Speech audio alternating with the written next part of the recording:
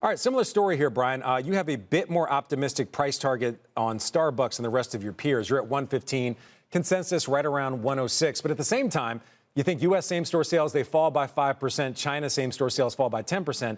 That's a bit more pessimistic than your peers. If I'm an investor, how should I read that? What is this saying to me, or what you're saying? How should I read your views on this turnaround?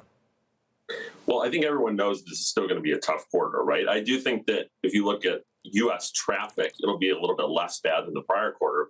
But I think you're going to start to see an upswing in the coming quarter. And as we go through this fiscal year, you're starting to see some of these small changes in U.S. stores. And I'm pretty optimistic that things can get better from here. So we're in this for the longer term, right?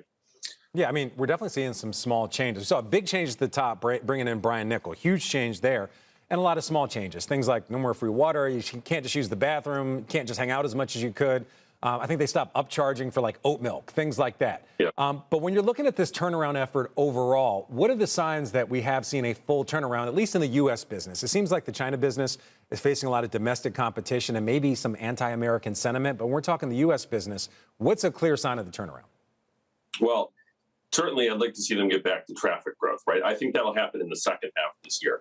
But it's also important if we think about sort of the corporate cost structure. There is some indication that they're taking actions there. We want to see them get back to earnings growth, right? That's not going to happen this quarter. I do think that we can see that much more in 26 and 27, but they're taking the right actions there, right? We've seen sort of some announcements in that regard. They're also, as they put new labor into stores, I think that'll help drive traffic over time as well, right?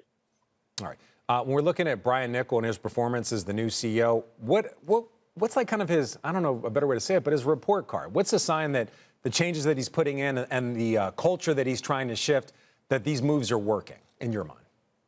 Yeah. Look, he's been there for just over a quarter, right? So I think it's hard to give him a grade at this point. But like I said, some of those financial metrics will be key to it, right? Also, just how does it feel going into a Starbucks, right?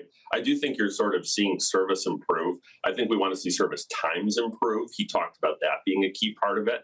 Do the stores feel more fresh and welcoming? He's made it very clear that that's a key part of what he wants to see out of the U.S. stores. And so I personally have seen some of that. We want, everyone else to see that. But I do think that will still, take a year or more as they roll that out. Yeah, I remember a couple quarters ago that bet on putting oil in coffee. It never quite made sense to me. I don't know if you're a fan, Brian, but well, you've gotten rid of that, right? That's no longer on the menu, and there's been some menu changes, right, which are part of it.